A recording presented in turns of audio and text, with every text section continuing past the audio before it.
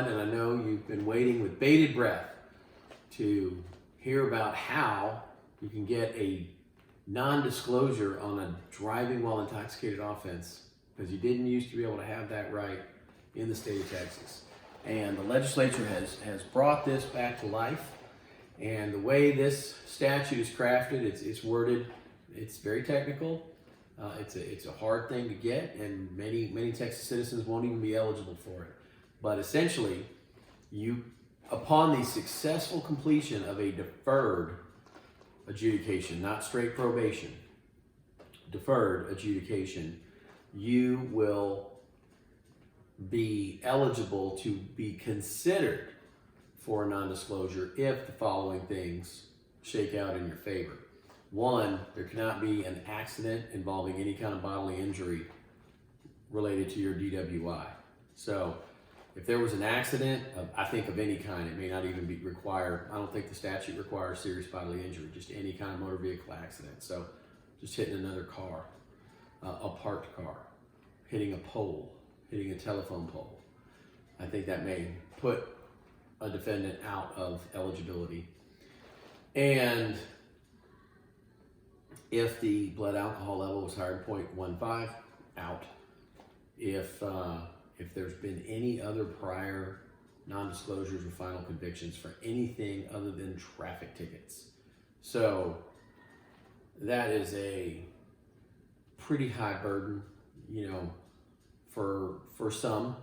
Many folks, the DWI is their first and only driving offense, usually a misdemeanor, usually under a 0.15, and they go forth in life and never make that mistake again. That's what this statute was designed to do, was to give you your life as a citizen back. A non-disclosure is like a motion to seal. That's what we call them now, and it seals the court records, doesn't destroy them like an expunction does. It seals them, and if questioned, you will still have to disclose that you were arrested for and placed on deferred for misdemeanor DWI. However, you completed that successfully and you were entitled to have that record sealed.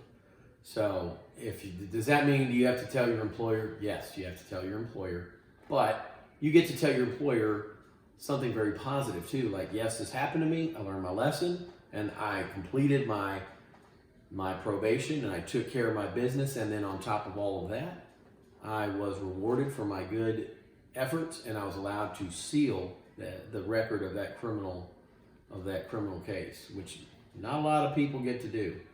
In fact, the majority do not.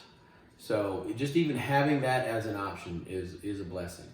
And of course, other things, other requirements about a motion to seal or a non-disclosure is, once the probation is over, you have to wait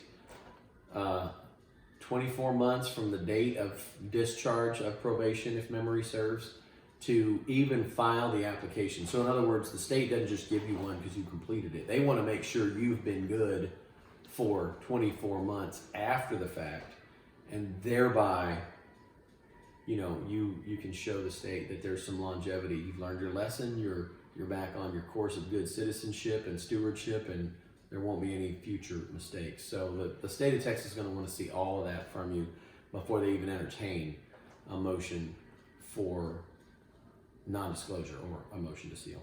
So, but the fact that it's there, that it's back again, is just really a blessing to criminal defendants. It's just not something that's been available for many, many years. And still, even if non-disclosed, can be used for enhancement purposes for a DWI second from here to the end of your life. So just, again, never be in that situation. With the increase in prevalence of rideshare and other things, just don't put yourself out there like that. Don't open yourself up to the liability of paying a $6,000 super fine, or even having to consider, am I eligible to file a motion for non-disclosure? Don't be in that scenario. And this is a tough topic, and it's relevant and poignant this time of year, because this is a time of year when there's a lot of holiday parties. There's holiday parties going from Thanksgiving to New Year's, and even the week after, because you know the national championship stretches into the Epiphany weekend in January. So it is a festive time of year. Be vigilant. Have your head on a swivel. Don't get behind the wheel. Just be careful. Be careful. Don't be in a situation where you even have to contemplate any of these problems. Anyway, I hope this has been somewhat helpful. I know it's not been positive and uplifting, but I know it's been informative. And you know, I love doing these videos for you. If you have any comments, questions, please leave them in any of the social media platforms in the area where you can leave a comment or send me a direct message. Please like, subscribe, and share. And I'll see you on the road. Look twice for bikes.